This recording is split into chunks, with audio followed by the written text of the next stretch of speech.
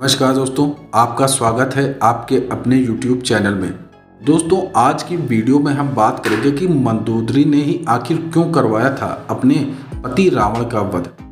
जी हाँ दोस्तों, हिंदू पुराण में दर्ज एक कथा के अनुसार मंदोदरी रावण की मृत्यु के बाद लंका में रही और उसने लंका का पूरा राजपाट संभाला था। दोस्तों, भारत में रहने वाला बच्चा बच्चा रामायण की कथा जानता है। सभी को पता है कि अपनी पत्नी सीता को बचाने के लिए भगवान राम ने लंका जाकर रावण का वध किया और सीता को लेकर वापस अयोध्या आए।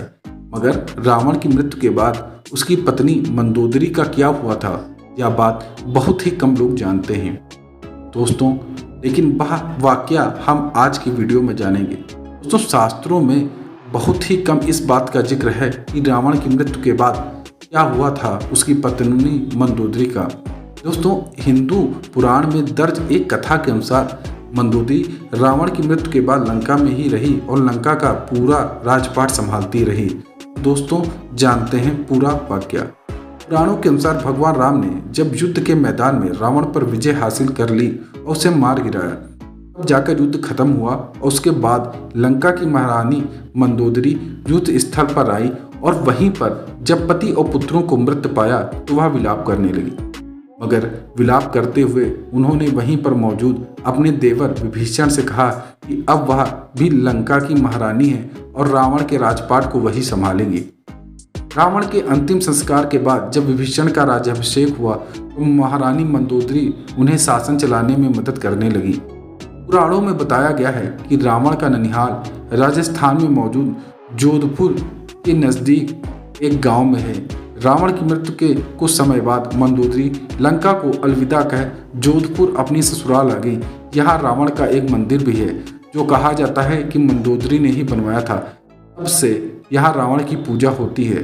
दोस्तों, एक तथ्य और भी है जिसमें कहा जाता है कि भगवान श्री राम के कहने पर मंदोदरी ने रावण की मृत्यु के कुछ वक्त बाद अपने देवर विभीषण से विवाह कर लिया था। दरअसल भगवान श्री राम नहीं चाहते थे कि रावण की मृत्यु के बाद लंका बिखर जाए और विभीषण अपने बड़े भाई की राजगद्दी पर बैठना नहीं चाहता था। उसके बाद उन्होंने विभीषण से कहा कि वह मंदोदरी से विवाह कर ले। दोस्तों, मंदोदरी के बारे में कुछ रोचक तथ्य भी मिलते हैं। मंदोदरी के बारे में एक कथा मिलती है। इसके अनुसार वह हेमा नाम की अप्सरा की बेटी हुआ करती थी। देवराज इंद्र की सभा में बार बार आने जाने के कारण ऋषि ने उसे श्राप दे दिया था, जिस कारण उसे यह सब भोगना पड़ा। दोस्तों, जानते हैं पूरा वाकया। दोस्तों, एक कथा मिलती है, उसके अनुसार हेमा नाम की एक अप्सरा की बेटी थी। देवराज इंद्र की सभा में एक बार कश्यप ऋषि के पुत्र माया की नज़र हेमा पर गई और वह उस पर मोहित हो गया। माया ने हेमा के सामने विवाह का प्रस्ताव रखा तो विवाह के पश्चात हेमा ने मायासुर की पुत्री को जन्म दिया, जिसका नाम मंदोदरी रखा गया। अप्सरा की बेटी होने के कारण मंदोदरी बहुत ही सुंदर और आकर्षक थी।